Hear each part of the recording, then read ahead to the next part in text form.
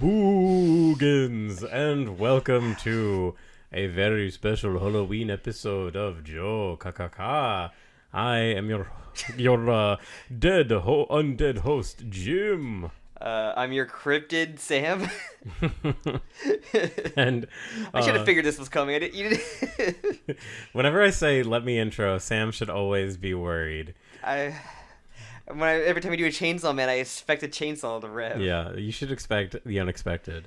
So, because there was no little JoJo chapter this month, and also because why not, we are doing a little special episode for Old Hallows Eve. Yes. We decided to do kind of a double feature. We're only really talking about like a little bit of stuff. This is more so shit I've never seen that Jim is like It's true. experienced with. Like I haven't read Uzumaki and I haven't like watched an episode other than what I've seen the memes of the other thing we're talking about. So yes, we're going to be talking a little bit of a double feature. We just watched the first episode of the Uzumaki anime, aka the good one. the only good episode of it, and also we're talking about the amazing digital circus. We just watched the first two episodes. I thought it was kind of Halloweeny enough, kind of spookish. Yeah, enough existential dread, the kind of courage-esque. So my first real like lovable taste of horror, so kind of really felt that in there. Yeah, which I think is good. We'll talk about digital circus a little bit later, but I really like the infusing of horror into something else. Like Courage the Cowardly Dog is a really good example for like a cartoon comparison. Like I like the idea of putting like some really spooky imagery in that, and we'll talk about it more later. But like Gooseworks, the creator of Digital Circus, she's also created like Murder Drones. No, she did not create Murder Drones at all. She likes Murder Drones though. No, she created a bunch of other like little shorts on the internet.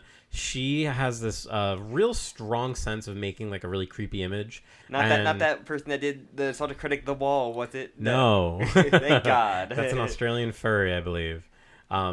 There were Australians in the show, so who could... There were some Australian accents in it. But first, before we talk about that, even though we probably should just talk about that anyway, we're going to talk about Uzumaki. We got to lure them in to listen to the other half of this episode. It's true. The more SEO-optimized topic of Uzumaki. So, Uzumaki. What do you say about Uzumaki? Well, to be honest, I've never read it. I've seen some images, which is pretty much from the first episode. Yeah, they basically loaded like a lot of like the early big stuff in the first episode. Yes, and it's something I was aware of. I always saw on people with like bookshelves and everything, and I never really read any of the Junji Ito stuff. I've seen a couple episodes of the horrible Junji Ito collection. Yeah. And when we saw trailers for this, everybody was so excited because the look of it. And skeptical. Yeah, and skeptical. But from the trailer, it looks so pretty and unique and like perfect. And it really was too good to be true from what we've seen from episodes 2 to 4 at least. Yeah, so I actually did watch episode 2. I was so excited for this. Uzumaki A lot of people were. One of my favorite like horror mangas. Obviously, like it's like a basic baby girl opinion. Not just but it's like universally like agreed as like one of the best horror like graphic novels, I guess you want to say in general. Like so for a little bit of context, Junji Ito has done a few like longer form series. He's done Uzumaki, which I think is 16 volumes. It might be not volumes, 16 chapters. It might be a little bit longer. There might be like a secret chapter in there somewhere. And then Tomie, which is another sort of like... I've heard of that a little bit. Yeah, that one's about like this one girl who has this weird curse on her that kind of similar to like the girl in the first episode of this show, Azami or whatever. Yeah. Where she has this like indescribable effect on men where they're attracted to her, but it always comes to the point where they love her and then they want to kill her. It sounds that's like another manga like... It's like in the past from like the 90s that can just be like a weird like edgy horror romance or like a Frankenfriend. I feel like that kind of like plot where just, love Frankenfriend. It just gets somehow that still hasn't got an adaptation yet. Yeah, I don't know if it ever will. But the whole twist with Tomie is that like all the men in her life are obsessed with her and they kill her, and then she comes back in some kind of weird corrupted way. I hate when that happens. One of the most like iconic ones early on is she gets like killed. She does get killed and just gets reincarnated in a weird way. Yeah, there's like kind of a loose story to it. I'm not spoiling too much. There's an early chapter that's really cool where she's killed and the guy hides her he rolls her up in a carpet to classic, keep her classic concealed. hiding your body 101. Yeah, and then I think he like disposes of the body or whatever, but then keeps the carpet, and then Tomies start to grow out of the carpet. Multiple Tomies. Yeah, like different Tomie, like like made of felt, like made of carpet material. So it's got this really cool like idea of corruption, and like there's also like a strong like misogyny message of like men immediately like loving her for no reason and then wanting to kill her, and then like and wanting to like own looks. her. Yeah, by looks. Yeah. So I don't know. I couldn't finish it though. I didn't really love it. And then he's done a lot of these other short stories. A lot of the ones I've read. With the nails in his mouth. Yeah, he's sort of like an anthology character, but it's kind of interesting. Uzumaki is in its own way an anthology. So it's set in the same town the whole way through, and the main characters are pretty consistent, but. And something that I noticed, especially watching episode 2, it's a little clumsy in the way that a lot of what's happening is like you're being told, the main character's being told a story about something else. And that happens like literally 3 or 4 times in the first episode. Our narrator literally says like these are stories told about what happened to this town and everything, and like.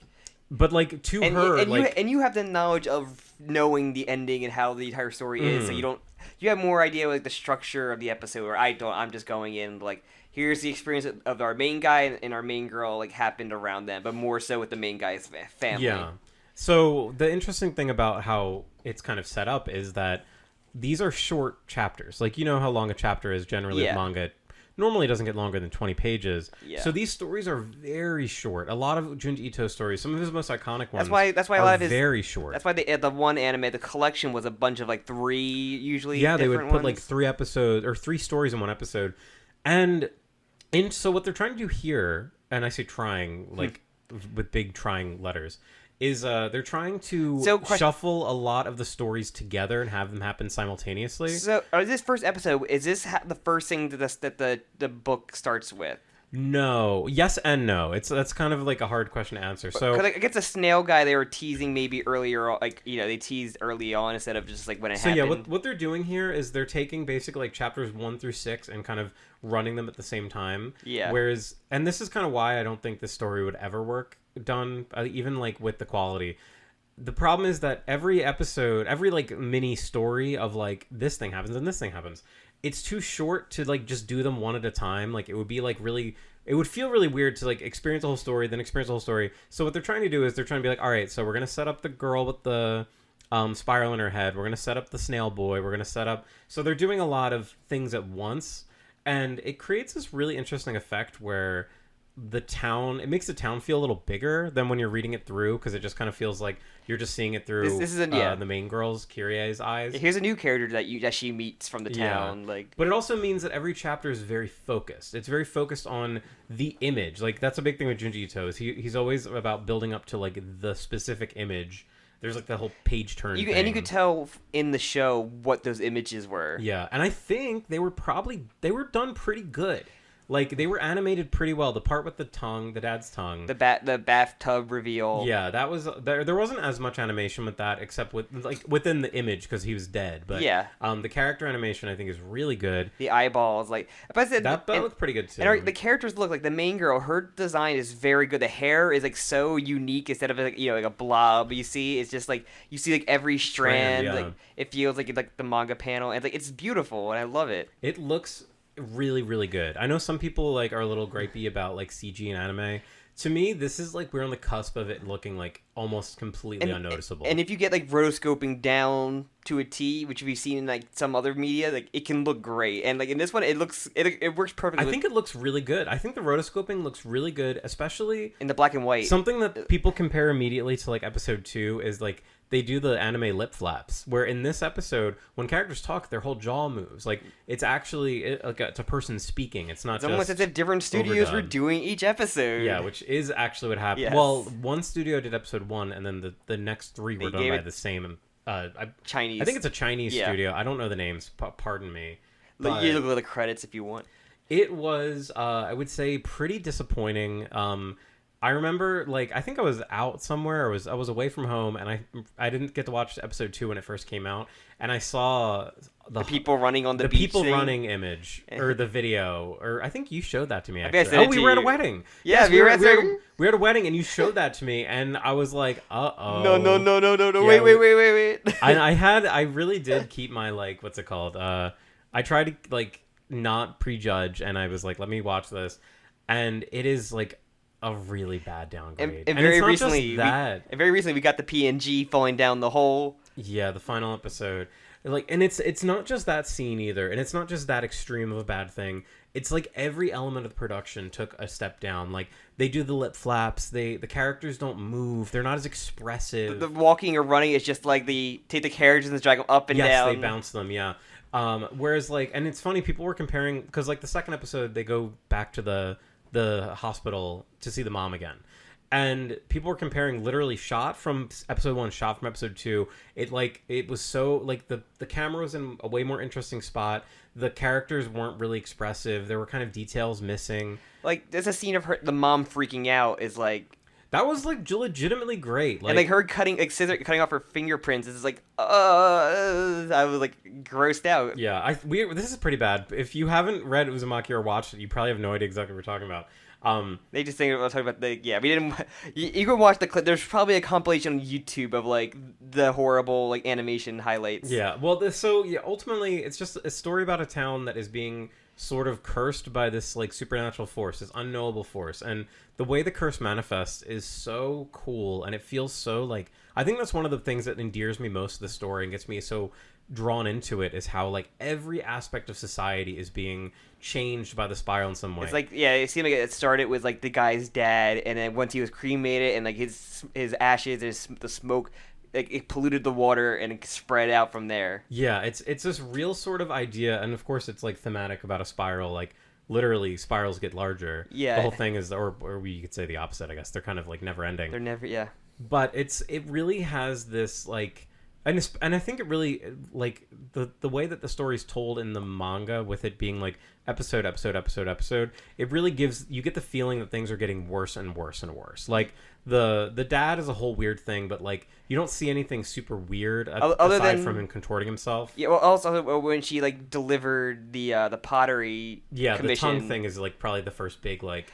Ugh. Also, like, because he's explaining to her with one part where he's like, oh yeah, he's like, his eyes are rolling around separately, like spinning, and you see this one part where she animates like her trying to do it and like just blinking instead on each eye. Like, it's so charming to look at. Yeah, like there's something I've been really fixated on when I watch things, is like, is there humanity in what I'm watching? And like, that sounds really pretentious and fucking hoity-toity. Do these people feel like real people? Yes, that's what it comes down to. You watch so much anime where like characters don't act like people; they just act like superhero. And like, this high school girl is kind of acting silly. Like she hasn't been exposed to like any of this weirdness yet. So hearing the story from her boyfriend, it's like, oh, that's kind of funny. Like and then seeing her go through a journey where she experiences it firsthand with the main what's her face, the kind of the main like victim girl.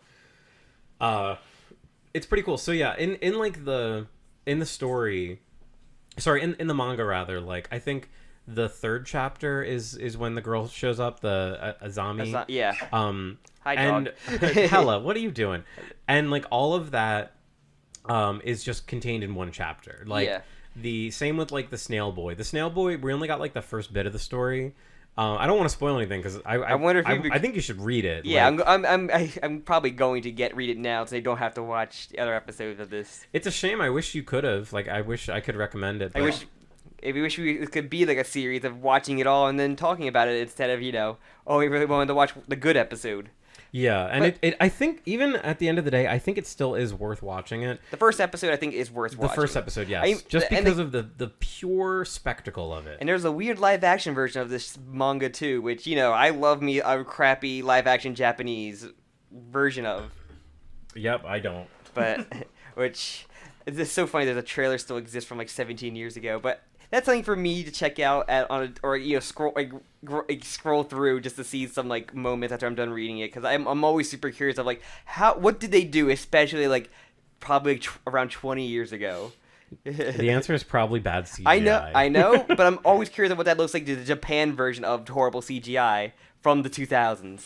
Mm-hmm. But like there's some parts like when she brings the boyfriend to the park and like it's like dark out, but there's like one like street light and it like, shines on them, and like the outside the characters are like have like aura, like the light aura around them. I love that look. 'Cause I'm so used to like if anything they always have the thick black outlines like and like seeing the light around the character, it really makes me feel like I'm reading the like a motion comic more motion comic. Like it's weird. It's funny, the word motion comic is like kind of tainted and bad. Yeah, and this doesn't really feel like a motion comic. It's like a step up from a motion comic, but not like a full on like anime. It feels like. Yeah, I actually like that it doesn't really feel like an anime. After watching it again, I will say I wish some of the voice acting was a bit better. The voice acting was a little too anime-y for me. But it feels like the animation wise, like those manga, those Shonen Jump or like those trailers they have for volumes that are like animated manga panels. Yeah, and that's what it really feels a lot like. Yeah, those look really good generally. So like the Chainsaw Man ones are really good. I've seen a couple of Jujutsu Kaisen ones are really good too. Some of the JoJo ones I think can be good from like some that I've seen, but like I said it's really good. It's a shame that like they had options of like, oh, do we just release the first episode and like don't release the other ones? Do we just release them all so we can give everybody, show them what they worked on hard on, or do we just not do it at all? And I'm like, option one probably should have been the choice. Just release only one episode. Yeah, people get hype. You get the funding so you can just focus on one episode every year maybe. A Halloween special. We didn't talk about it, but like this was famously delayed. There were about 5 years between announcement to release. And I know, right? Hella, right? I know exactly how we felt. My dog is just being a little brat right now. And then, but also I don't know, to take a page from what the other thing we're going to talk about do and just release it when it's out. It'll be out when it's out, and we like that. Honestly, it's really funny. It's actually really funny to compare these things, even though they should not be compared in almost any way. Well, we're doing it here first. The two most clickbaity probably things in the world right now. Yeah. But yeah, so ultimately, I mean, those are really my main thoughts about it. It was funny because like I really looked at the episode list and like each one is longer than the last one. I'm like, I'm surprised that they don't get shorter and cut more shit out. It's funny because like I was very excited, of course. Everybody was. That was like one of the first things we talked about, like especially when the trailer first dropped. It was like, this looks freaking great, man. Like the visuals, some of the music maybe probably looks like it's gonna be like pretty ominous. Like yeah, they had Colin Stetson doing the music. The music's really great. I think it fits the theme it fits like the tone of the show perfectly. Yeah, it's just it's a shame. It's almost like I don't even want to acknowledge how bad the following episodes are, just because it's like, it's not bad. I mean, some of the shots are really, really bad. The first episode alone makes it more worth to watch than like Fully Cooley 2 or 3. Yeah, for real. And probably 4 and 5. So like there's that. There's one good redeeming quality of this, which is that one episode. I'd rather watch episode 1 than any of the Rick and Morty anime. That's another one that's kind of lame. I need to watch like the 2 animations per second. I'm like the only person that doesn't hate the way it looks, but that anime is not good. It's just not good. It's hard to explain how and why, but it just you just watch the trailer of it and you can just see why it's not. Yeah, it's a shame. It's really a shame, but whatever. Same with Uzumaki. It's just a big shame. I'm just glad that we can at least enjoy the first episode. It is your favorite Junji Ito? It's my favorite Junji Ito like collection. Is it your favorite like Japanese horror media? I don't know. I need to put together like a proper list because I've read a lot of horror manga, but I don't have like a lot of strong thoughts about like. There's a lot I haven't read, and I haven't read a lot of the classics. So yeah, I feel like a lot of the horror stuff I've watched has been more so for like action wise, not mainly to be that hopeless dread kind of that's jump scares. It's all like Hellsing and like Tokyo Ghoul that I've watched. Like it's all like, it puts me in horror like monsters, but like there's no like scariness in there. It just comes like an action. But like horror is probably a good word for it. But I think like Hellsing goes more. I told you I always feel Hellsing is like the closest thing to the American Van Helsing Van Helsing the movie that we love. Like whereas like it is great. There is horror elements in it, and I love it. I love it for it. Yeah, I think the thing that I really love the most in manga is just generally the production of it. Because with horror, because when you're watching anime, like if the production's not done properly. Like if you see any like sort of if you see any seams, it's gonna ruin the experience. And I think that's why a lot of horror anime in particular are really bad. Yeah, because they just can't really like land it all the time. I was like even there's like another which is like the Final Destination for Japan of people dying in goofy ways. I was mentioning Elfen Lied is like the best like monster movie goes on a rampage scene, like one of those things. The opening scene and everything else is just crap. Yeah, but it's such an iconic scene. But that opening scene is just like an opening scene from like a monster movie. It's so cool, like something escapes from a facility. That's like the coolest scene ever. Yeah, and then you don't have to watch anything else. It has a great progression. You don't know her power, so you don't know how stupid the power is yet. Yes, you just see the invisible telekinesis. What it looks like. It's the best monster escapes the facility on a rampage scene in like at most animation or for most things in general. It's really fun. And the rest of the show is like tremendously terrible. And then go and the rest. I think Hazel, the one YouTuber, I think their name. I watched Hazel. that one. Yeah. She has like an awesome video about like I think it's called like Why We Loved Elven Lied or something. Yeah. It's funny. Elfen Lied.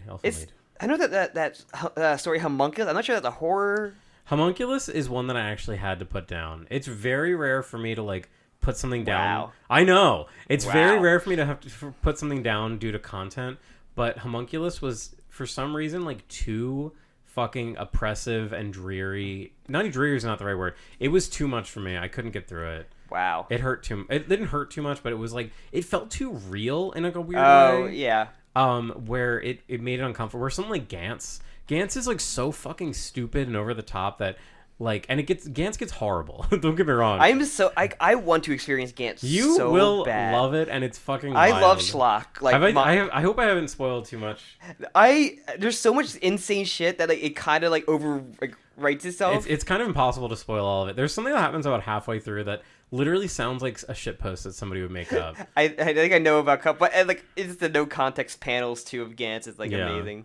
But like.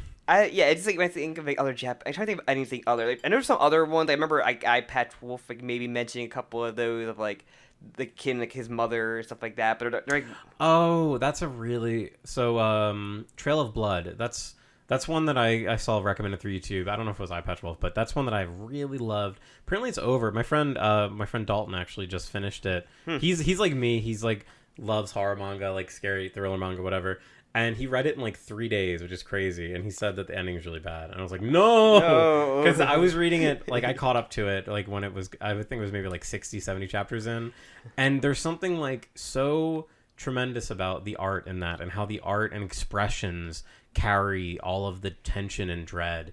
And that's something that Junji Ito does really well. He knows how to like perfectly meet out a story. They're very quick. They're very brief. But like his stories, like have you read the Enigma at Aragami Fault? That's the one where it's the meme where the guy's pointing at the hole that's shaped like him, and he's like, "That's my hole. It's for me." I don't think I've seen that one. Oh, basically the whole premise is that there's a big rock in the middle of this fault line that recently cleared. Just type in the Enigma at I think it's Amaragi Fault. Okay. And it's this big like a fault line opened, and there's a bunch of like perfectly human shaped holes in this mountain, and people like they can look at a hole and like they know that it's for them. Like they get like this feeling, and it's told as just kind of like this is like a really strange thing that happened. And those stories, yeah, it looks like Looney Tunes like crashing through a mountain like a hole. It literally does. But that's something I like about Junji Ito, and I don't think it's appreciated enough. Is like there's kind of like a humor to his work. There's a silliness to it that is a kind of like grounds like, the horror in a way. This girl has a scar on her head, a crescent scar, and then it's just like, oh no, like the scar is maybe that thing that makes guys love me. And then she becomes obsessed with him because he's the guy that rejects her because he finds her to be like freaky. Yeah, and like that's kind of funny, and it's funny that like the boys are obsessed with her. Like there's little bits of humor, and I think it's like it's almost like how ironic humor works, where like you know something that the characters don't. Something else too. There was another aspect of that character, the girl, that is just kind of funny. Or it's like it's more so. One thing I wanted to point out too is they're rarely like stunning characters in Junji Ito stories. A lot of the time, the characters are just a vessel for the story. Yes, and if they're pretty, it's usually going to be like a twist or like something with them that make them horrifying or. Like, it's common to see a character get introduced and die in, like, a few pages. They're art characters. Literally. They're, like, page characters. They're like Attack on Titan art characters. But no, I mean, I could just keep talking about Junji Ito. I really love Uzumaki. I think there's some duds there. I will say, like, there's a story. I'll just say the word Jack.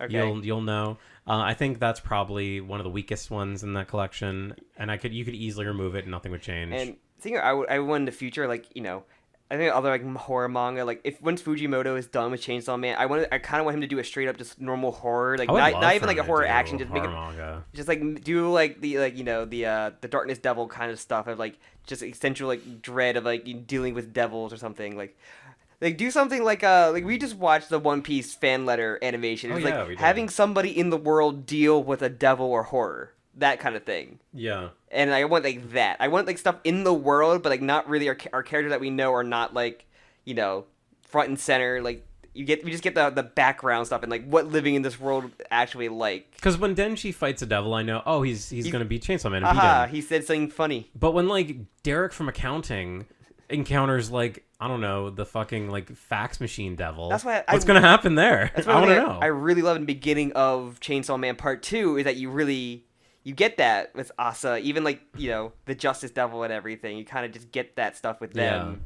and like, you know, I want him to do, or maybe do a one shot again, just with the horror focus, because I mean, there's definitely some horror elements in his one shots that we've seen already. They're more so, I would say, more psychological, but I kind of want to see him go with like what he can do, and like he's done body horror plenty of times as well, and, like Fire Punch and shit. Well, that's another thing too. I do love body horror, and that's where a big part of my you're a big Franken love fan. In manga. I love you're a Franken fan. I'm a Franken fan. I haven't read the new series though. There's a new series. See, all my Franken fan knowledge is from you, and I do have a love for the charm of the character designs in it and everything. I love Fran. Fran is she's so cute. I love her sister. She's got like a little sister who's basically like a lolly. She's cute too. But yeah, that's something that also hasn't been adapted yet. Yeah, there's something like really like I reread Frankenfran a few years ago, and it's really something clinical about like I don't know the history of the mangaka. Like I don't know if I think it's a she. I think they're trans actually. I think it's a she. I think it's a woman. She's very secretive character. A lot of manga are. Yes.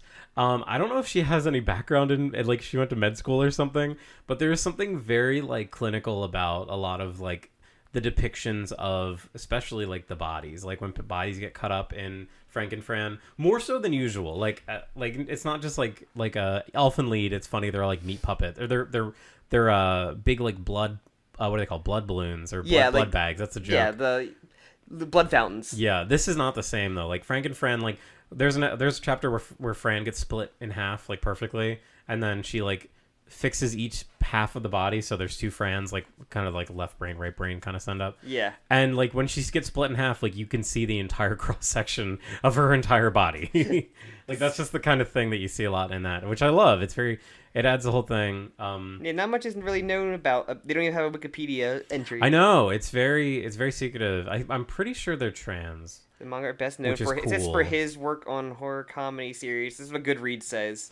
That's interesting because I follow them if they still even have Twitter. I follow them on Twitter, and I don't know, maybe the fucking pronouns that no, okay. Pronoun. Let me move back. Like when you click the translate tweet button, maybe it was reading the pronouns in a special way, but I don't know. Translators also just who knows. Yeah, well, it's also just that's just like the AI translate feature on Twitter, but whatever. But yeah, Frankenfran's wonderful. Read it if you like horror comedy. It's funny the freaking like the last couple weeks, what they called the Sadako, the ring girl like art coming out of her various stuff, and I love it. It's in my favorite art thing. It's very funny. There's a lot of good ones. I love this way better than Brazilian Miku. I liked Brazilian Miku. I think the ring art is like so much better than Brazilian Miku. Brazilian Miku is such a charming character, though. I love the idea of. Brazilian Miku. she's been released back into the mainstream now. So, all right. Do you have any final thoughts about Uzumaki? What like the first episode, and I'm now watching the first episode. Makes me want to read more. I want to read it now. So. Honestly, if that's all that it can accomplish, that's not a bad thing. Like I said, I was impressed. I'm like this. I did say this looks great for this first episode. Like. It's stunning. Like, you brought up the hair. It's something that, like, I've never quite seen done that way, and it works so well. You don't really get that anime hair, like, animation. Because it's too much. It's too much to animate hair that way. The closest thing you get is a guy taking the hair and just, like, gelling it back or something, or you get, like, Gojo's hair going. But yeah, you don't really see... And there's no one with, like, hair powers you really think about that has, you know... They try to do a hair animation for like it's just, and I know there's one other Junji Ito like in Uzumaki with like hair going spirals. Yeah, I think that's in the next episode. Yeah, it is. I remember watching that. And I'm like, damn, if they only could have probably had that animation for that.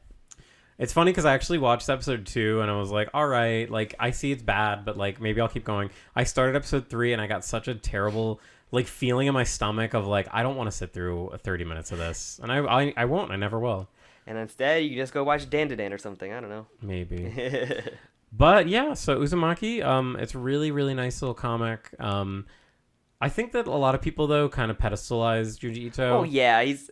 I wish that, and like, I'm a victim of this as well. Like, I definitely was doing that too. But I really, if you do like Uzumaki or if you're interested, please just like take the random plunge into like any random horror series that gets your... There's one series that I ended up reading... was just randomly recommended to me called Starving Anonymous that is like super body horror, super gross, and I fucking loved it. There's many a website for manga where they have a tag of horror, and you can read the comments of if people or the star rating and see, hey, do people really like this or not? Or you can sort it by most popular or top rated. Yeah, and of course there's going to be like all the big ones that people talk about. And said, if you don't want to animate it or read it, there's like live action Japanese horror that's also pretty big. Like the original like Ju-on. You know, did we watch that, or did I watch that with our other friend? Maybe you watched it with our other friend. I did, and I didn't like it very much. Well, okay. I watched the original Ring with our other friend. Okay. Have you watched the versus movie between The Grudge? No, I've not watched. It's very funny. The ending result is so funny. I did not expect them to do what they did, and it's hilarious. But I watched Ju-on, and I didn't really care for it. Between the Grudge and very low budget, which was pretty cool. It's kind of crazy where like they got American remakes, and they were also very popular in America, like between the Grudge and the Ring. The Ring I really didn't like. It's funny. I remember watching the American one as a kid, and then watching the Japanese one kind of recently, and I want to watch the American one again because I think I might like the American one more. Which sounds weird, but I really did not like the Japanese one very much. The one shot in The Grudge that always freaked me out was the hands coming out of the back of the head. That was like... Ugh. Yeah, I don't know if that was even in the Japanese one. It probably could have been. I don't remember it.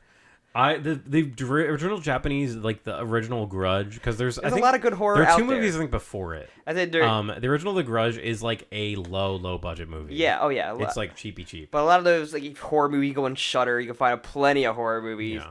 We watched VHS forever. Remember, like, I think we were in high school. We watched VHS. I watched a few of those. They're fun. We watched Wreck. That the Quarantine was based off of. Yes, I remember watching that. Which was fun.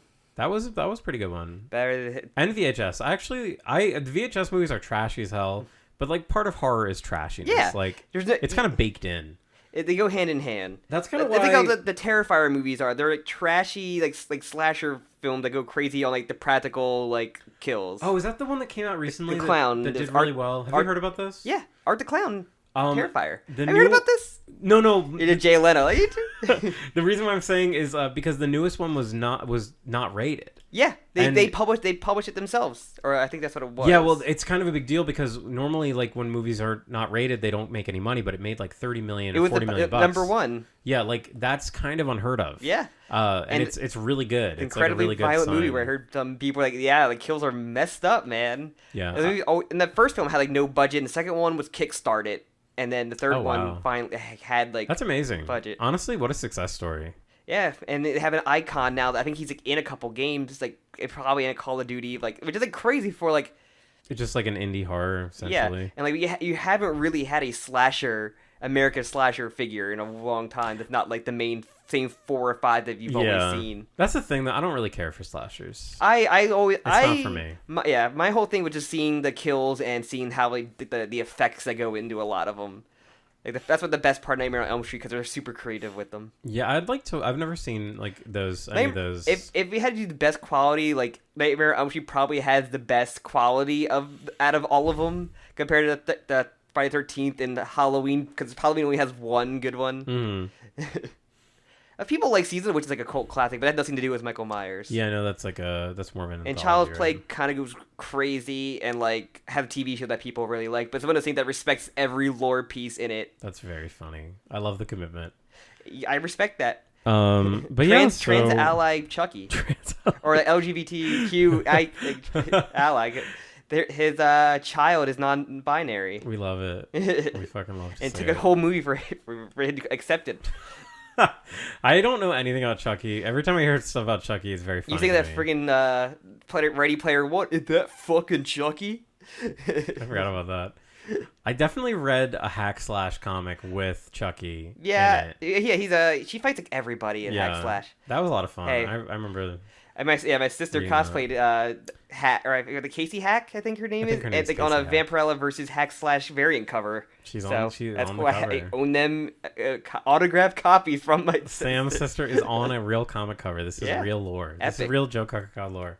But yeah, so let's talk about the other thing then. Yeah, let's transition to Pomni time. Oh god. So this is something I've heard about that became that a very annoying thing that people obsess with, and I've seen bootleg figures of at the Jersey Shore, and like the hilarious like out of no context lanky box intros of like, this is Pomni in real life, and we'd love to see the Pomni in the real, like they're yelling at you, basic baby YouTuber screaming at you. They're calling it the Amazing Digital Circus. So explain to me the background of, because this is something you explained to me in the past a little bit, but like now this seems to be like there's a whole lore deep dive of Digital Circus. About Digital Circus, and you showed me a little bit of the series before.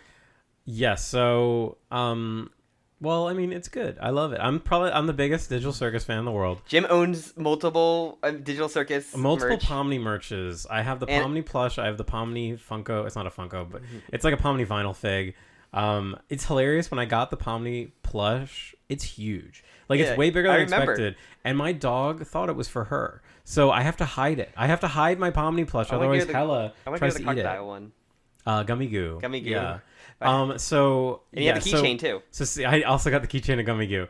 But Sam and I watched the first 2 episodes. There's currently 3 out. There's actually a Halloween episode too, kind of. I know it's like a weird kind of horror, like kind of influenced series. Yeah. So Gooseworks, the creator, has done a bunch of shit in the past. A lot of like Flash animations. There's one that got really popular called Little Runmo. Were they a Newgrounds person? Not like, really. Really? Okay. Not in the way that like you would associate like normal Newgrounds people. Because I guess a lot of those internet shows, they always seem to stem from Newgrounds. So I wasn't sure. I think she like really got started with, or at least her more watched things, the more popular things were more recent, like probably 2014 and onward. The biggest one that I remember seeing probably first, or maybe not quite first, but called Little Runmo, and it's like literally a little like tiny green guy. She has this very like blobby aesthetic with her characters, but it's like it's supposed to be like a little Mario sort of game where it's like a little guy. He's like playing Mario and he like jumps over a pit, but he can't do like one jump, and then he falls and dies, and then he looks up and sees that like the number of lives goes down, and then he starts to panic, and then he eventually like sees that there's like 0 lives left or whatever. So he, rather than like falling to his death, he basically like slides down the pipe, and then it becomes this like it's like a 17 or 18 minute short. It becomes this massive, like, sprawling thing where he's running around the complex that is, like, running the world, his stupid video game world above him. There's all these weird characters. So basically, Cabin in the Woods. Yeah, in a way, it's a little Cabin in the Woodsy. There's a part where he finds the machine that generates his extra lives, and they're grinding it up, and big fat monsters are drinking it as, like party drinks. Very funny. Like, a lot of horror is injected to it, a lot of, like, creepy imagery. Gooseworks in particular is really good at creating like scary, going back to what we were talking about with Kurt's Cowardly Dog, like creating like a really scary image that they show for like a second, or there's the monster in like the last episode, the one we didn't watch. You see it for a lot, but it's really freaky. Like there's certain like little touches about the uncanniness of like the design that makes it scary. In the first episode, when she has to like go through all the doors, like that was very much like the episode of Courage when he goes to like the hotel in like New York and he opening doors and he sees like the girl playing the violin, and then a jump scare. Big jump scare, yeah. And then she sees the guy with the face that shoots at her. Yeah, I love that. That's really memorable. So yeah, the whole plot of Digital Circus, because we didn't do it for Uzumaki, now, is there's a Digital Circus. It's kind of themed like a sort of 90s point and click, like children's game. Like, I don't know if you remember these, like Freddy Fish kind of. Those were a little like different, but like it's based off of like a very specific type of early 90s computer game. It's like edutainment game. It's bad that I feel like Pomni got roped in with like mascot horror stuff. It is kind of shitty that it is a little mascot horror to like Five Nights and Garna Bam Bam and all that shit. But it just saw so like unexpected popularity. Like, I want someone to do like a sort of analysis of like the Five Nights at Freddy's is like the first point, and then for some reason this spawned like this massive child audience for this, because a lot of the popularity for Digital Circus is like children, yes, like actual children, yes, and the clown girl stocks went up too in this, yes. Pomni is presumably a normal human woman who is now like trapped in this like digital game. She did like a VR goggles on, yes, and like isekai'd into it, which is like another basic isekai 101. You have like 4 ways to get into an isekai, and that's like one of them. It's like VR. And obviously there's no way out, and the other people there are presumably former humans that are now. But somehow Pomni is the only one that got like a human body, essentially. Well, yeah, actually you're not wrong. Yeah, everyone, like, I would hate to be Gangle. Like, Gangle is just like ribbon and like a mask. Like, that sucks. Kingy is like has like Kinger. Yeah, Kinger. He has like no arms, which is very funny. I love the designs. I love the characters. The voice acting is really, I think, what like puts it over the edge to be like fantastic. I think for me. So too. I think it felt like early days Behemoth when you would have like a very good voice acting narrator that can carry carries a lot. And the animations are great, but like having that extra voice, like going back to the whole humanity thing, like there is like a lot of humanity in the performances. A lot of you gotta catch your existential dread or just being a complete fucking asshole. The voice, I forget the name for Pomni's voice actors, but like there are these little like flourishes she adds to her performance that are amazing. Like the part when she starts to lose her mind and like she has this like very quiet scream when she's opening the doors. I love it. It's just like a performance I've never heard before, and it's wonderful. Yeah, like I thought it was gonna be like those well-known internet voice actors, but really like I don't really know anybody. I know Lyle appears like once in the second episode or twice, and that's like it. Yeah, the what's it called? Some of the cast. It was overlapped with the Murder Drones show, so I don't know if they have like. And you showed me an episode of that, and I was like, yeah. Yeah, I told Sam, I was like, this is bad, you're gonna hate it, but I love it, and it's great. I'm like, this is just like everything that's in RWBY is like in this show. It's very RWBY adjacent in a lot of really funny ways. Astrobots and RWBY like combined. Yeah, I think it predates Astrobot though. It might predate Astrobot. It definitely does, probably. Well, Astrobot had a VR game. That was like the first time it appeared. Oh, was it a VR game? I know it had like... It was a VR game, then it had like a PS5 demo. Okay. Like it been released. Oh, that's interesting. Maybe Astrobot might have like a little bit of an edge, but whatever. This isn't a Murder Drones podcast. This is a Digital Circus podcast. So I just really like this Digital Circus show. Yeah, the people were like, look at these background details for lore, and you can find... It definitely is one of those. It's funny because like the first episode really makes it seem like it's going to be like a mystery show. And there were about like 6 or so months between episode 1 and 2 coming out. It seems like there's about 6 months of production between episodes, or at least between releases of episodes. And the creator had to come on and say like, yeah, the series is not going to be nearly as like mystery forward as like it seems. We literally took the one exit thing and that was just the gag at the end of like, basically. We didn't finish that, so it's not a real thing right now. It keeps coming out. But no, it becomes a lot more character focused. Like as you saw episode 2, they really flesh out this little fucking crocodile. I was mad that he didn't get to stay, man. It's a really gut punchy twist. It's something I feel like you have to kind of see it coming. I know, but like it really sucks because again the performance, like that guy's stupid crocodile, like little Australian alligator voice is so charming. And like the best jokes are in that episode too. Of like, my hands are too short to grab you, my hands are too long to shift the gears. That is such a good joke. And find like the dev room and everything, and him having like an existential crisis about like. I love the scene where he like looks at his like literal like vacant like his body just in a T-pose. Like just I love trying to like think about that, like putting yourself in that position. It's how horrifying that would be. It's funny too, like you see the character that have the one like blob chocolate guy you haven't seen yet. Yeah, I love that. That's a really cool. Yeah, you get spoiled on that character by seeing the dev room. And then like I like how Pomni has to use like the fucking source like glitch, like the what is it called, like the no clip glitch to like get them back. It's a Half-Life 2 speedrun where you like bang bang the crate onto a wall and like launches you. Yeah, you fucking do backwards. The Mario hop, backwards boost jumps, whatever. The Mario hop, the speedrun hops. And I love it. I like the little background, like the other Crocodile Bros dancing. Like it's really nice and charming. But like I fucking really hated the rabbit guy, the biggest piece of shit. It's very funny because that's like the kind of character that you either love or you hate. Because in episode 1 he like gets no comeuppance at all. Like he just is horrible to everyone and is terrible to everyone, and it's just jokes. But I like in episode 2 they give him like a little moment near the end where they have like the funeral for the guy that dies in the first episode for Kaufmo, and he like is like agitated and leaves. Like he is not there. He doesn't participate in the funeral, which I think is really interesting. And like I think the next episode is going to be his. The third episode is about Kinger. It focuses on Kinger. Okay. But yeah, that one's also maybe the weakest episode. Okay. It seems like the show kind of falling into a bit of a formula, which I hope is not the case, but I like it a lot. I think Pomni's design is fucking perfection. It's a great design. The voice acting, amazing. But yeah, it's just it's fun. The chain chomp, that's literally just a chain chomp out of Through Bubble. Little bubble, yeah.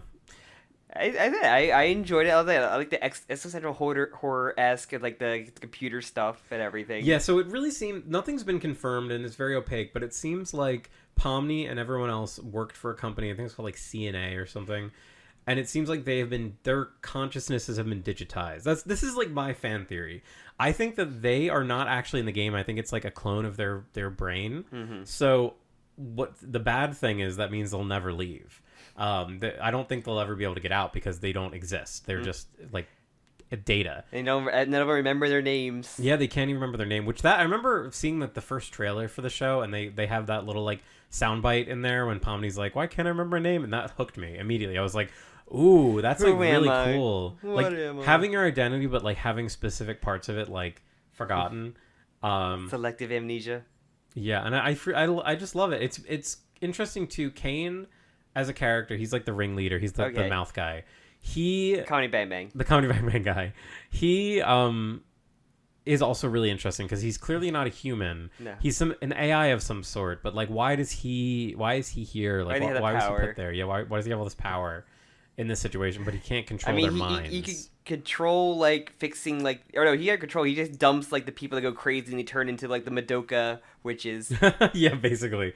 Yeah, once you abstract, you apparently can't unabstract. And you can like, if you got hit, you started like fuzzying. It was like infectious, but you can cure the infection, whatever that means. Yeah, I wonder if it's supposed to be an infection or if it's just supposed to be when you're like fucked up like that. No, it must be supposed to be an infection. Because Pomni gets it too. Pomni's hand gets glitched. Yeah, but I think it's supposed to be a little bit different than like the abstraction, because the whole point of the abstraction is that it's like a mental thing. It's like you are no longer able to like keep it together mentally, and that's why you lose your identity and become just a giant monster. So I love Digital Circus. I can't wait for more. It'll probably be a twist of like because like he mentioned like, oh, I can get confused easily if someone's an NPC or a player. I'm like, I know. The twist is Jack is an NPC. He could be. No person would be that much of a douchebag. And wanting to murder entire Candy Kingdom. They're not real. I mean, none of it's real. I love the princess design too. The Candy Princess. Princess Bubblegum. Yeah. There's something really cool about seeing, especially I followed Gooseworks for a while before this came out, and it's something really cool about seeing 2D designs get like 3D-ified and how well it can work when it's done well. Like Zooble, like Gooseworks would draw a lot of characters that are just very angular, like they would just have triangles for heads and little simple eyes. But Zooble is like so abstract and it works really well because there's a lot of dimensionality, and her torso is kind of like Cheeto shaped. Well, a lot of visually it's very impressive for a CG animated show, and like the characters look great, and there's some like fun animation they have in there, like the eyes and all the weird characters, like other than the rabbit and the dog, like the normal ones, but like there's like the moment where she's glitching out her eyes for playing Pong with her nose. Yeah, I love that little scene. Even like some of the weird ones, like the one that comes apart easily, like Zooble like gets like rolled up by the Katamaris. Yeah. Like, it's funny too. I like how it relies on a lot of like cartoon sound effects and like those sort of like the part when Zubul gets rolled up, it's like a big smoke cloud and there's like boing, bing, boing. We said cartoon sound effects. My mind went back to Junji Ito and like the ceramic thing breaking. Yeah, that was just like broken glass .avi or broken pot .mpv, yeah. Whatever. That just a big flash in my head when you said that. I hate that. That's like how jaded I am of like a watcher. I remember the Red Letter Media guys brought this up years ago, and I related to it. The whole idea of like just being taken out of something when you hear that recognizable sound effect. Yeah. They're for them, and I always hear it too now. There is this creaky door sound effect that you hear in everything. It's like whenever they watch they watch like an old action movie and you hear like the punch sound effects all with like the same like yeah. And like that's I don't know who it was, but back when Sleepy Cabin was a thing, I think it might have been actually Chris O'Neill who said it, believe it or not. But like they were talking about using stock sound effects and how what you do is you take the stock sound effect and you change it. So you extend it, you shorten it, you change the pitch, you do something so that when you hear it, it doesn't sound like it was just fucking stock sound effect. It's like you ever hear like the royalty-free music songs that are like in everything because you know they. Yeah, exactly. And like when you hear them now, like oh man, that's I know where you got where this is from now. Like. Yeah, this is such a tangent, but someone found the sample CD that they used like for so many different like anime games. Oh like, my god! You know the in Persona 3, the classic Iwatodai I Dorm, the dance gonna put you in a trance. Yeah, you're saying that. Someone found that CD and the sample CD with those lines. And it's hilarious because like that's already kind of like a deep voice, and in Persona 3 they pitch shift it down, so that's why it sounds so silly. They literally took a deep voice and pitch shifted down. But there's a bunch of other ones like in Jet Set Radio, there's a lot of little cuts, little like sound bites from that CD. But I can see that one because that's all about the songs are all like remix sounding songs, like DJ. Yeah. So it makes sense for that. And you hear them actually speed up, slow down. Like they do the things captures like the energy. Audio editor should be doing to make these not sound like stock. And doing it to capture the energy of the game of just being this funky like high energy, like bright colored, cell shaded world. It is also just funny to me to be like, I'm gonna buy a sample CD of rap verses. Like, do what you gotta do. If you ever see like the way Mortal Kombat audio devs do the sound effects for like the cutting people open and breaking them apart. Like the Foley stuff. They get like the fruit and they do like a bunch of like breaking fruit with different weapons or use your hands. That makes the sound like prying open like a already open fruit, so you make that noise. Mm-hmm. And it's always really fun to kind of see that, like the Foley artists, how people do like some of the audio. That must be like the most fun job in all the industry. Just breaking fruit. One thing I'll never forget, because in Avatar: The Last Airbender, whenever the waterbenders like turn stuff to ice, it makes a kind of cracking noise. They use lettuce for that. I remember lettuce is a a behind the big scenes featurette, and they're just cracking lettuce, but the illusion is so good. Like it feels like that's what it should sound like. It's like cantaloupe and lettuce, like the two biggest like fruit. They might have cantaloupe makes a lot of sense. I see carrots also kind of being one, or just like that snap of a carrot, or celery probably too. Yeah, because the carrots are like super dense, or they're super like thick. Celery and lettuce are like bone snaps. Mm-hmm. But no. But no, we love our good Foley artists. I love seeing how stuff is done like that. But no, as I said, I enjoy Digital Circus. I'm not like eager to watch episode 3, but like I can see it being fun and how like babies can just like their mind go to it to like find the lore of Pomni. Yeah, that's we didn't even really talk I about caught that. A background lore of like, is that another king back there? But it's a queen. Yeah, because if we were watching it, and, like they do a little thing where they tease Kinger's wife Queenie, and they have like her head with an X on it. You're like, oh, is he dead? Did he die in that last scene? and then we see his head later and his door later, and it's not dead. And I was like, well, deep lore. Oh man, it's some Freddy the bite of 89. The bite of 87. But it's good. I'd rather watch this than Murder Drones. Murder Drones is like Dragon Ball, but like dumb. Dude, it was like the stupidest thing I've seen. I don't want to be too mean. I love Murder Drones. Don't get me wrong, but it's extremely cringy. I think the first episode is pretty bad in a couple ways. Visually, it looks amazing. I think the Murder Drones looks incredible, and the team that animates. When I saw the design of the main girl, I'm like, oh my god, this is like Alt Girl 101. Yep. On a robot. It's so funny, but the jokes were just like 90% of them were like bad. The thing with murder drones, though, especially in the fight, to bring back Ruby as a comparison, they do so many creative things in the fights that you're just like, oh my god, that's brilliant. Like you're like, she didn't use this gun at all. Like after this first. Yeah, episode. I don't remember her really using the gun anymore. Well, spoilers, she becomes a vampire, so she doesn't need to. She becomes like kind of like a flesh vampire too. She has like fleshy wings. Ugh. Yeah, Murder Drones is like such a weirdly plot-heavy series for how vibes-based it is. Like, it really should be more vibes-based, but the plot is like really important, and it's. I seriously watched like the first 3 episodes like 4 or 5 times before I actually really understood what was happening. You have to be pretty smart to understand Murder I just Drones. think that it's not conveyed in a good way. I love it, but it's not conveyed well. But you have anything else to say about this Digital Circus? No, I really love it. I really love the reason why I buy a lot of the shit too is because like I really do fall for the everything you spend goes back to the team sort of thing. A lot of the merch is I want fun. to support, and the merch actually is really high quality. I would buy the crocodile plush. Gummy Goo. I would buy Gummy Goo. He's really cute. His little plush version. But I really do feel like I'm supporting like a team that I really like when I'm buying that, and they make great products. They're Glitch is like fucking killing it with the merch. You just showed me a couple of the merch ads they had, and like they showing like the bootleg merch of like it's very funny. And like I was in gym when I was at like Wildwood, New Jersey, of like on the boardwalk inside those t-shirt shop chats of like Pomni merch next to the Garden Band figure. Apparently, there's a Pomni costume at what's it called? Spirit Halloween. I'm not surprised. I haven't been to Spirit Halloween yet this year.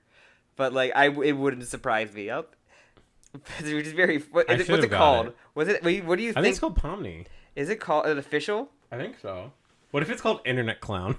Dude, I'm gonna type in Spirit of Halloween Pomni. Pomni. Spirit. Pomni, you have to take all the thumbnails out of my arms. Pomni. I also did not know that's how like she got her name, which is RNG. Oh my! I know, isn't it crazy? Fucking horrifying. Let me see. They had the eyes. I'm waiting for this thing to load up the website. It's like it had the glasses eyes for her eyes. Really? Like, hold on, I'm waiting for the stupid fucking thing to I know, load. I think it's crazy how her name is like randomly generated. It's like she has like goggles on That's that awesome. like do the eyes, like the It's like you have to paint your skin white though. She's not white. She's not doing white face. She's not doing clown face. I love Pomni. The name Pomni is amazing too. I think it's a perfect name. It's so funny to me that it's become like the most overly marketed things by bootleggers. Oh yeah. And like I just don't know why. Like I don't know why this for some reason has hit the chord.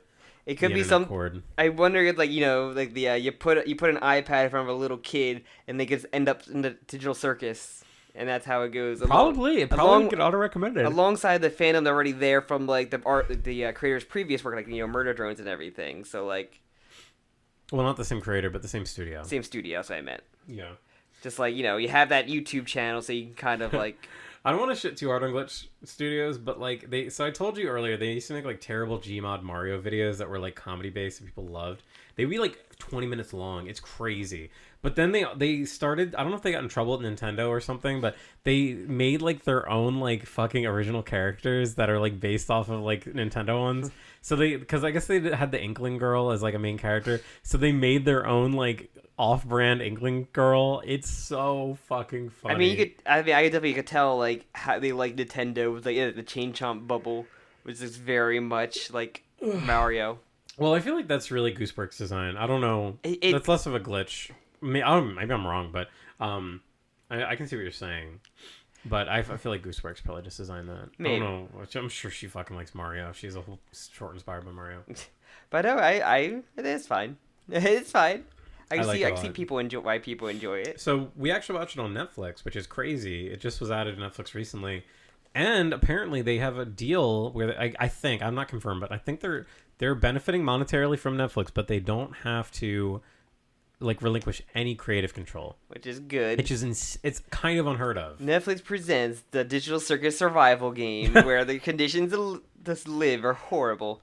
Oh my god! I hope they make a. The only rival, Mr. Beast's horrible work on the stage working conditions. I want. I hope him and Charlie get to meet Pomni one day. And then you had to compete with the other show to eat moldy Lunchleys. Now we're talking. Hopefully Homer Simpson comes in too. And Peter Griffin. But anything else then to say? No. Do you want to do root beer talk for this episode? Because just so we don't have to like have so much to talk about next month. Yeah. What do you want to talk about? What have you been doing? What have I been doing? Yeah, root beer talk. I'm playing Blatro. Yeah, we both have. I started Metaphor. It's good. I don't really have anything to talk about it though. Yeah, I mean, you're not super far. No, I think I'm like 7-8 hours in. Yeah, I really like it though. I need to get that. It feels like a breath of fresh air. Yeah. Watched anything? Have I watched anything? Have you been watching like you didn't talk about Korra? Did you talk about Korra last time or not? Oh, I might have. So I actually just finished season 3 of Korra for my little rewatch. Kind of blown away by how good it is. How much it improved from season 2. Yeah, and that's the thing. I don't know if it's just because it's improved from season 2 or if it legitimately is good. But so if you haven't seen Korra season 3, there's like a little kind of early sort of B plot going on where the main bad guy is assembling his team.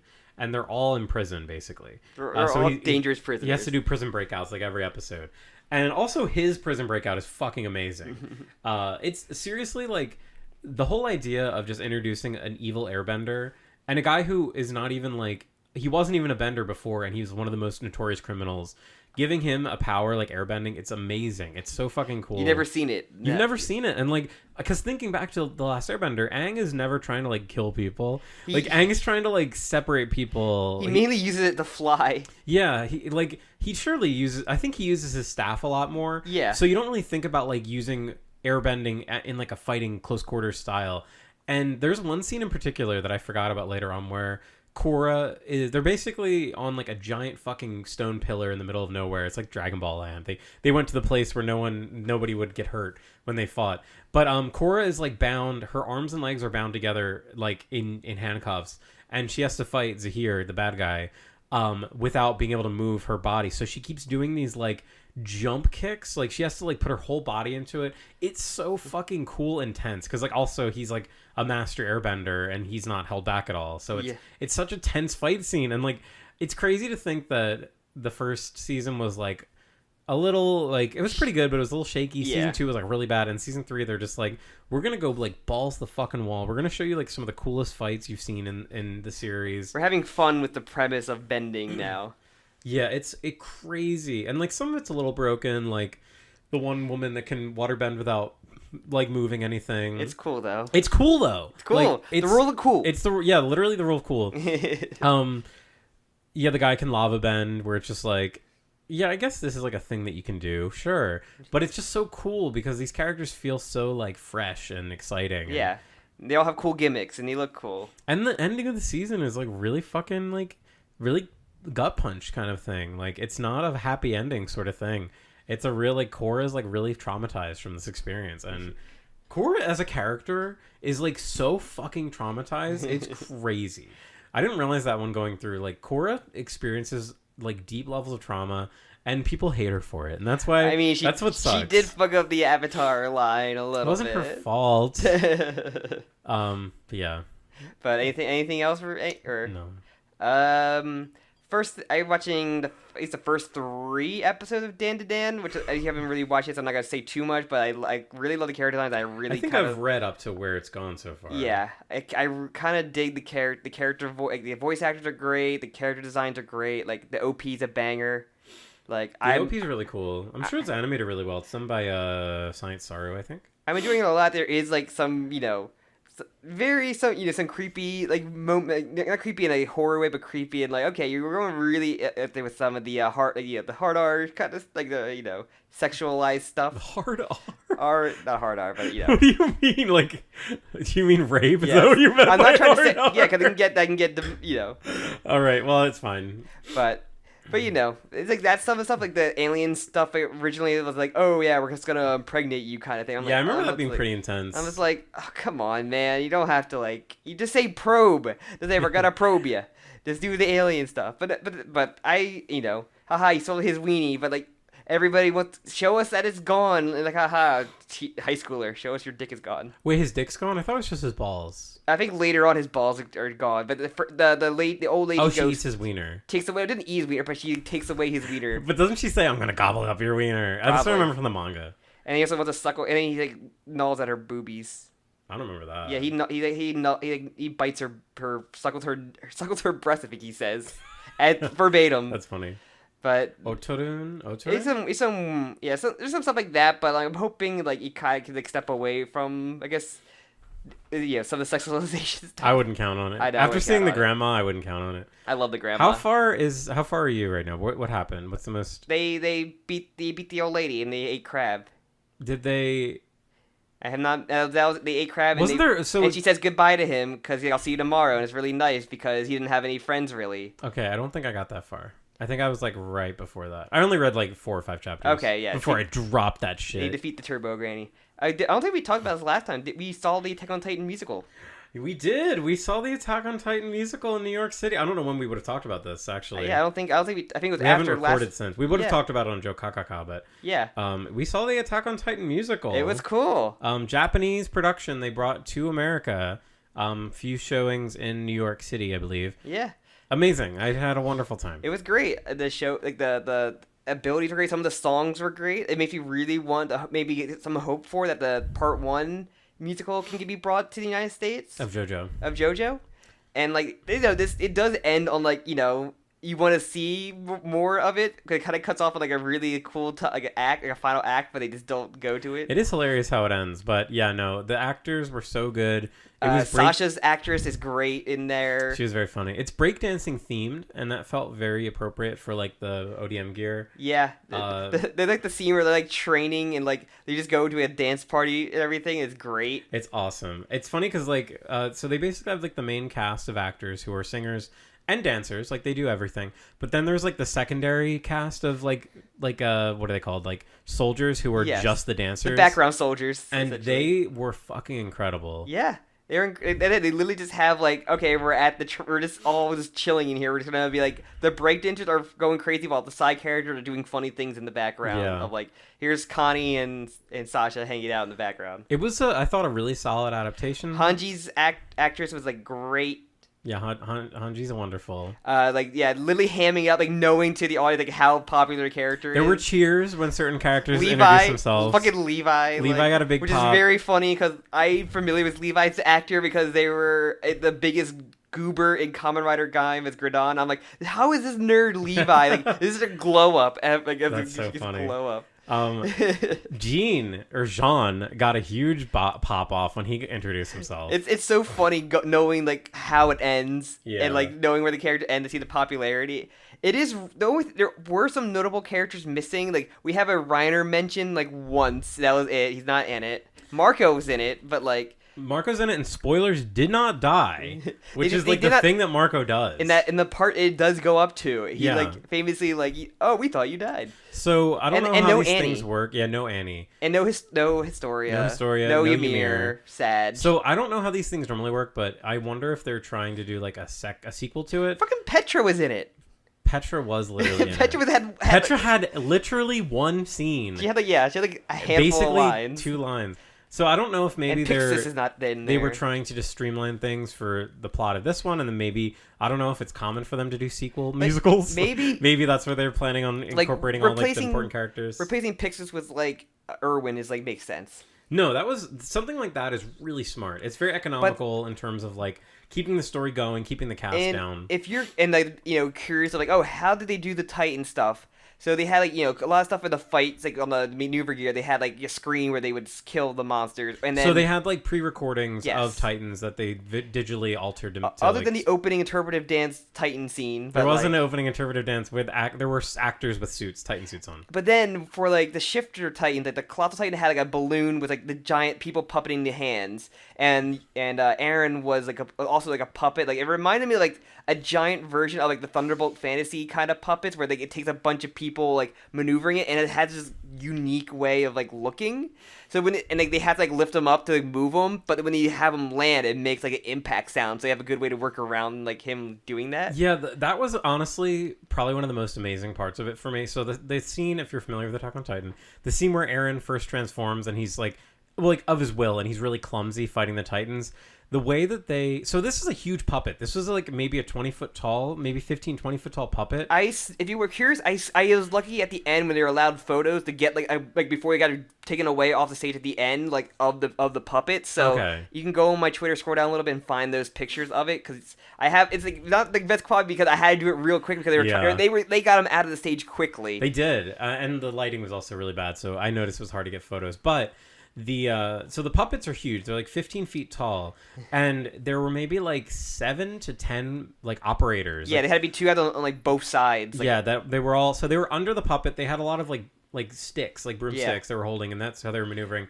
But like the way, because the whole point of like when Eren first transforms, he's really clumsy. He doesn't know how to use his powers. He doesn't know how to move yet, really. And they carried that clumsiness over so well. It felt like they really captured the humanity of Eren in that moment. Yeah, and it was also like really cool is like they have like ways like characters, how we kill characters. We have like these double screen kind of thing, which is really cool.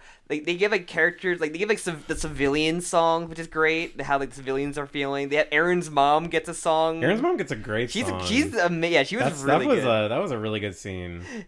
It's like it's just so it was so fun and so cool. Like that's why I'm so excited to see the JoJo one because I've seen like some of the translated covers and everything and think, this is like really cool to get these like kind of song from like other characters and, like, get more from them. I would buy a ticket in a heartbeat for the JoJo musical. Yeah.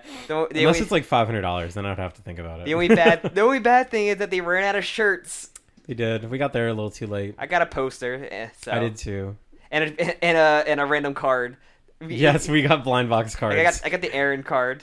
So. And I got Armin. The best bros for life. Yeah, but no, it was great. I highly recommend if they ever come around again. Like they seem to really enjoy the New York. I was like looking at a couple of, like their social media stuff, and like they seem to really love going to the United States. It must be great for them because like I don't know that's a free trip to the U.S. It's a crazy unique experience. Like. I'm not sure how like a Japanese theater reacts to like the jokes and like seeing certain characters. Do they cheer when they see characters they love? Probably not. Like moments. From what I've heard about Japanese theater audiences, it seems like it's pretty like reserved. Same thing with like wrestling crowds in Japan, where I'm more familiar with. Like they're really more reserved, or just like like clap. But like but the crowd can get won over easily when they get more crazy stuff happens. They'll get more into it. But like seeing America where everybody's in costume as the character. Like, there's a lot of people dressed up, which is cool. Was it the Shin Kamen Rider director that said the thing about, like, he's like, yeah, Japanese audiences... Anno? No. Shin Kamen Rider is Anno. Director is Anno. Are you sure? Yes, Anno directed Shin Kamen Rider. Shin Ultraman was the one... Shin Ultraman? Was the one not directed by Anno. Okay, it was Shin Ultraman then. Okay. Yeah, because when we saw the little, like... director, or the actor... Little no, I think it was the director. There was a little feature before the movie, and he was saying, like... He's like, yeah, and normally in Japanese theaters, people don't, like, laugh during the movie, so I was, like, sweating bullets at all the funny jokes. Like, he was saying, it was like nobody was, like, reacting, and at the end they said, oh, it was so good. I was like, oh, what a relief. I think it was the actor, I think both the actor and director were talking about that, going to, like, the live, you know, in America.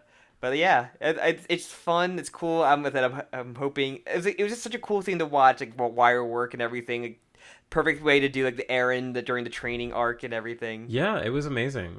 Literally great. It was just a fantastic show. Perfect. It always somehow works out of like something after a series recovers comes out. Yeah. And it's great. I want to see more of these like stage plays. But me too. Anything else then? I don't think anything I want to talk about. Kind of, we already talked about Bellatrix too much. Yeah. I guess with that we will end it. I guess I'll plug up fucking the spiral. Plug the big spiral inside your girl's head. Before it gets sucked in. Yeah. Sucked into spiral, she implodes. If I was her, I would have just put like a big plunger on my head. If I was her, I would have just simply left the town so it would clear up.